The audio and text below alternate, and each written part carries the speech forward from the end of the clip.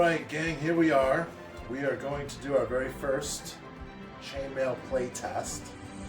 And what we have here are two opposing forces, the blue team and the red team. The blue team is 300 points according to the Chainmail 2nd edition rules. The red team is 234 points. And they're just chosen arbitrarily for the size and composition of the various units. Each side, blue and red, have two cannons. Those are 15 points each for 30 points. The blue side has halberdiers here from the Warmaster game, and they are going to count as armored infantry. So they'll move at 6 and charge at 6. And they have a morale of 7. Here we have heavy cavalry. They move at 12, charge at 18, have a morale of 9. Then here we have our missile troops, crossbowmen. They have a move of 12, charge of 12, and a shooting range of 18 inches. To start the game, we are starting off at 23, about 22, 23 inches apart. And we have some little hills, obviously a field and a small village.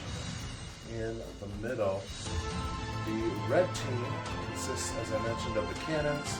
They have their own crossbowmen, again 4 stands. They have 5 stands of heavy infantry. Now the heavy infantry can move 9, charge 12, and they also have ranged weapons out to 3. So these are the flagellants from the Warmaster game, and we'll just assume they have spears or hand axes or something along those lines that they can throw out to a range of 3 inches. And then the cavalry on the red side are medium cavalry, and they can move 18, charge 24, and have a range of 15 inches for their bows. So both sides are a little bit different and obviously have different strengths and weaknesses, and perhaps this first playtest will show us what they are. I have never played this game, so I'm kind of basing my strategy on what I do know from my experience with Warhammer Fantasy Battle, which I played a lot, but it's been a while since I did so. So let's go ahead and get started. The blue team will be the attackers, the red team will be the defenders, and we'll roll a die for initiative. The blue team has a 5, they'll get the initiative, and they will choose to go first. As a bit of a handicap, I did put the blue team cannons behind the hill, as they are the attackers and they are approaching from the south. We'll call that south. And in any case, the cannons can move, but then they cannot shoot. Once they shoot, or once they're moved into place, they will be able to shoot. So on the first turn, they won't be able to shoot. Now the way the turn works is the first team will take their move. If they have any split moves, which is to say they'll move half, shoot, and then move the other half, that happens in this phase as well. In phase 2, the second team, which will be the red team on this turn, they'll move, and then we have the artillery fire for the blue team, artillery fire for the red team, and then missile fire, and of course melee at the end. According to my reading of the rules, there is no declared charges, so we'll go ahead and just see what happens. Obviously, right off the bat, I do want to go ahead and move the cannons, so we're going to do that so that they will be able to fire. Now, they can move 6 inches, which I don't want to put them out there in the village. We'll go ahead and put them up on the hill, and then they can shoot over whatever they want. So we'll put them there. Also, moving up the hill is a minus, so that's only about 3 inches or less, so that should be fine for their movement. The armored infantry, like I said, they can move 6 and charge 6. Obviously, they're going to want to start to get into the battle, so we're going to go ahead and move them the 6 inches.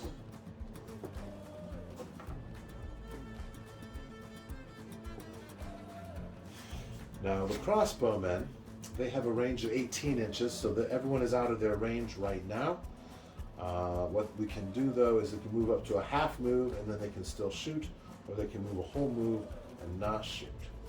Now theoretically, if they were to move a half move, they would be able to shoot at anyone who moved through their area of effect during the other side's movement phase. But in order to, I think, get the best bang for our buck, we're going to go ahead and move them, and they're going to move at an oblique so they can get up on this hill and have a good position for raking fire across the battlefield. So that's going to reduce their movement by 1/4. So they'll be able to go 4.5 inches. This.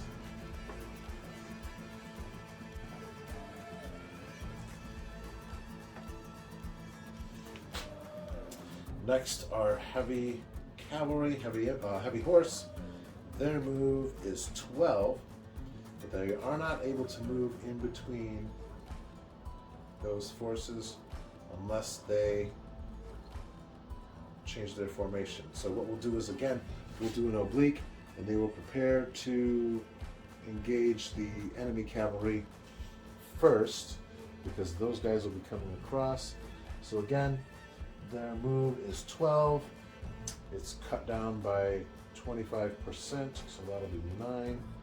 And we can move up there. So what we're going to do is these guys will move up here.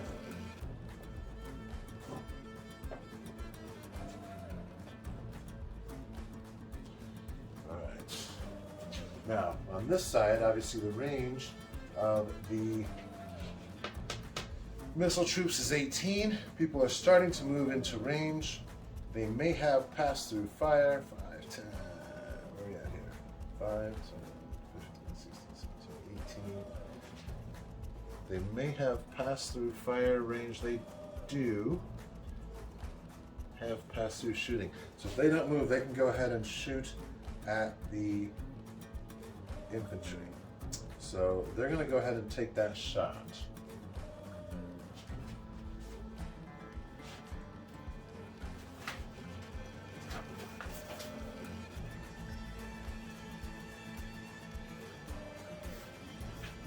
I should have marked this page, but I didn't.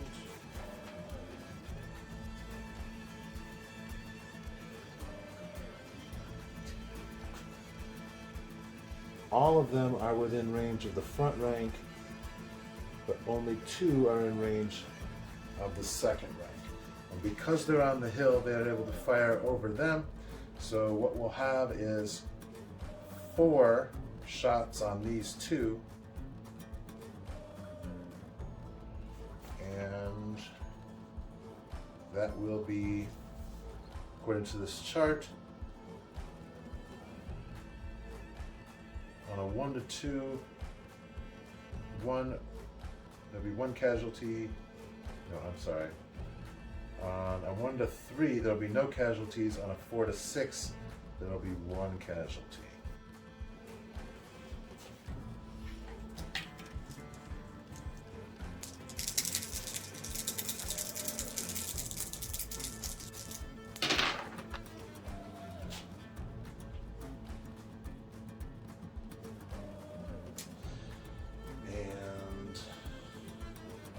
Will be 1 casualty.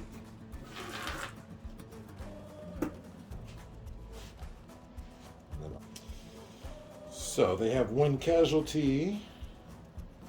So this will be their casualty marker. And now we will resume moving. The heavy infantry here is going to move 9.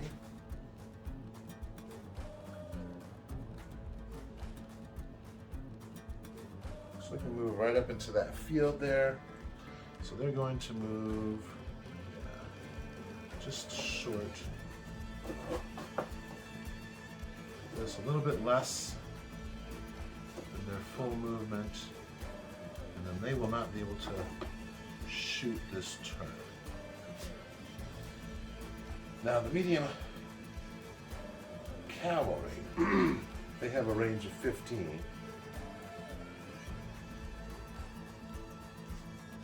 So they're unable to shoot now.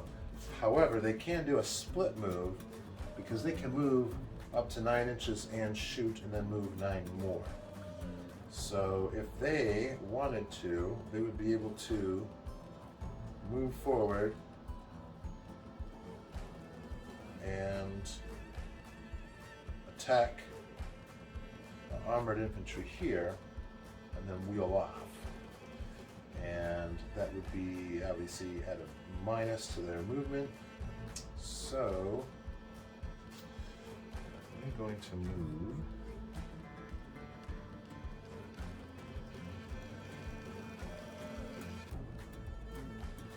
We are going to move 7 inches.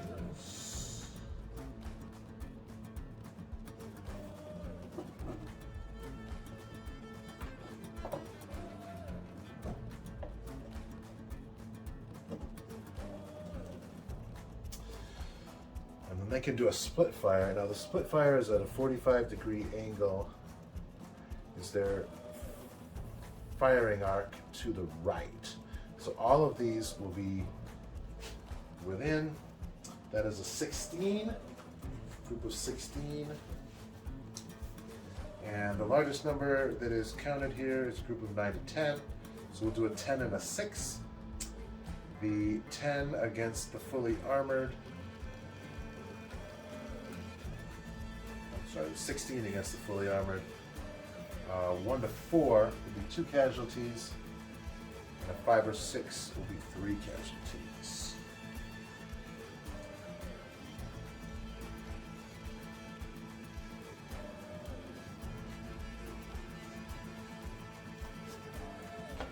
And I just realized I did that wrong because I'm counting stands and not bodies. So that should actually be 16 dice. That should have been 32 dice. And that would have been a lot more casualties here. If I'm doing 4 against 4, that should have taken off 1 whole stand. So, you know what? Let's go ahead and do that. Let's take off 1 whole stand.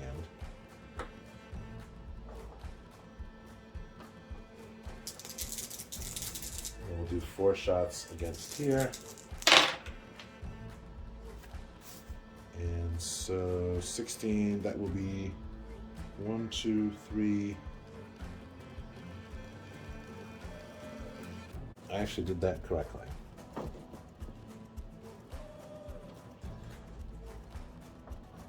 But actually, I only roll 1 dice. That's the problem. So it's 1 dice, it's a 5, so that will be 3 casualties against these folks. So that's going to be a 4. And like I said, this is a play test. I've never done this before, so thank you for bearing with me.